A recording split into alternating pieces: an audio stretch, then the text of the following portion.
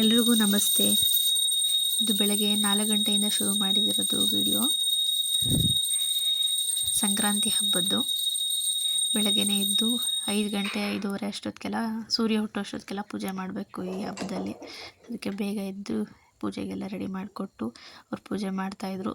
So ನಾನು ಪೂಜೆ ಎಲ್ಲ ಮುಗಿಸಿ ಅಡುಗೆ ಮಾಡೋಣ ಅಂತ ಬಂದೆ. ಗೆಣಸು ಮತ್ತು ಕಡಲೆಕಾಯಿ ಅದೆಲ್ಲ ಬೇಗ ಬೇಯಿಸಿ ದೇವಸ್ಥಾನಕ್ಕೆ ತೊಗೊಂಡೋಗಕ್ಕೆ ಅಂತ ಕೊಟ್ಟು ಕಳಿಸಿದ್ದೆ ಇಬ್ರಿಗೂ. ಅವರಿಬ್ಬರು ಹೋಗಿದ್ದರು. ಸೊ ನಾನು ಅಷ್ಟೊತ್ತಿಗೆ ಸಿಹಿ ಪೊಂಗಲ್ ಖಾರ ಪೊಂಗಲ್ ಮಾಡು ಅಂದಿದ್ದೆ ಚಿರು. ಅದಕ್ಕೆ ಅದನ್ನು ಮಾಡೋಣ ಅಂತ ಎಲ್ಲ ರೆಡಿ ಮಾಡ್ಕೊತಾ ಇದ್ದೆ.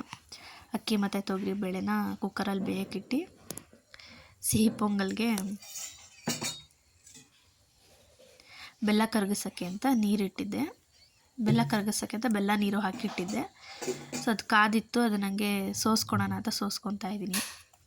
ಸೊ ಸ್ವಲ್ಪ ತಳದಲ್ಲಿ ಕಲ್ಲು ಪಲ್ಲು ಇರುತ್ತೆ ಅಂದ್ಬಿಟ್ಟು ಈ ಥರ ಸೋಸಿ ಮಾಡ್ತೀನಿ.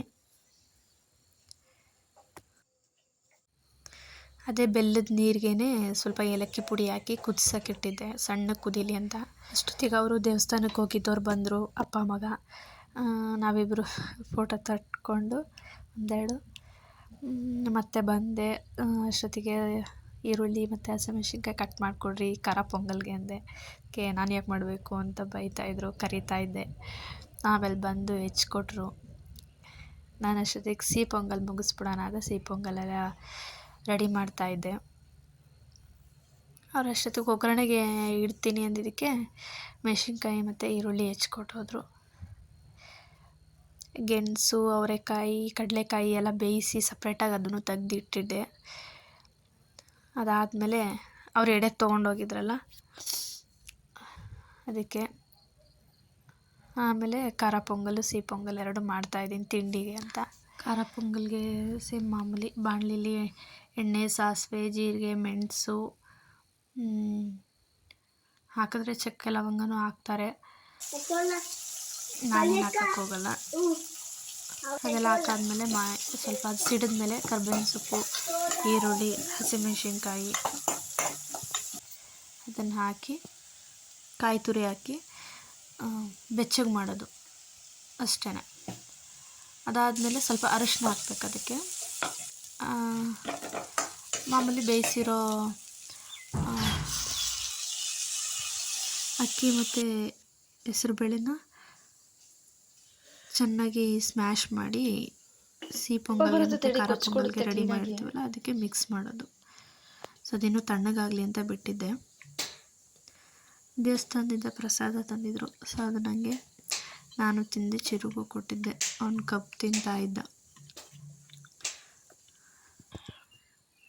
ನಾನು ಲೇಟ್ ಆಯಿತು ಮಾಡೋದು. ಸೊ ಅದಕ್ಕೆ ದೇವಸ್ಥಾನದಿಂದ ತಂದಿದ್ರು. ಪಾಪು ಇನ್ನು ಮಲಿಕೊಂಡಿದ್ದ. ಅಷ್ಟೊತ್ತಿಗೆ 2 ರೆಡಿ ಮಾಡಿದ್ದೆ. ತಿಂಡಿ ತಿಂದು ಹೊರಗಡೆ ತುಂಬ ಚಳಿ ಇತ್ತು. ದೇವಸ್ಥಾನಕ್ಕೆ ಹೋಗಿ ಬಂದವರು ಮತ್ತೆ ಯಾರು ಎಲ್ಲೂ ಹೋಗಲಿಲ್ಲ. ನಾವು ಒಳಗೆ ಇದ್ದು. ಪಾಪುನು ಆಟ ಆಡ್ತಾ ಇದ್ದ. ಅವನು ಸ್ನಾನ ಮಾಡಿಸಿಲ್ಲ, ಸ್ವೆಟರ್ ಹಾಗೆ ಬಿಟ್ಟಿದ್ದೆ ಹಾಕಿ.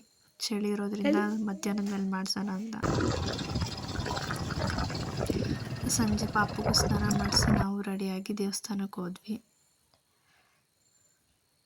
ನಮ್ಮ ಗ್ರಾಮ ದೇವ್ರ ದೇವಸ್ಥಾನ.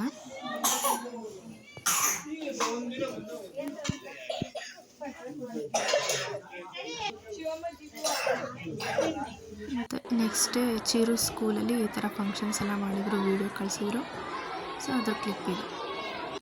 ಸೊ ಅಷ್ಟೇ ಇವತ್ತಿನ ವೀಡಿಯೋ. ಸೊ ಲೈಕ್ ಮಾಡಿ, ಶೇರ್ ಮಾಡಿ, ನಮ್ಮ ಚಾನಲ್ನ ಸಬ್ಸ್ಕ್ರೈಬ್ ಮಾಡ್ಕೊಳ್ಳಿ. Thank you so much for watching.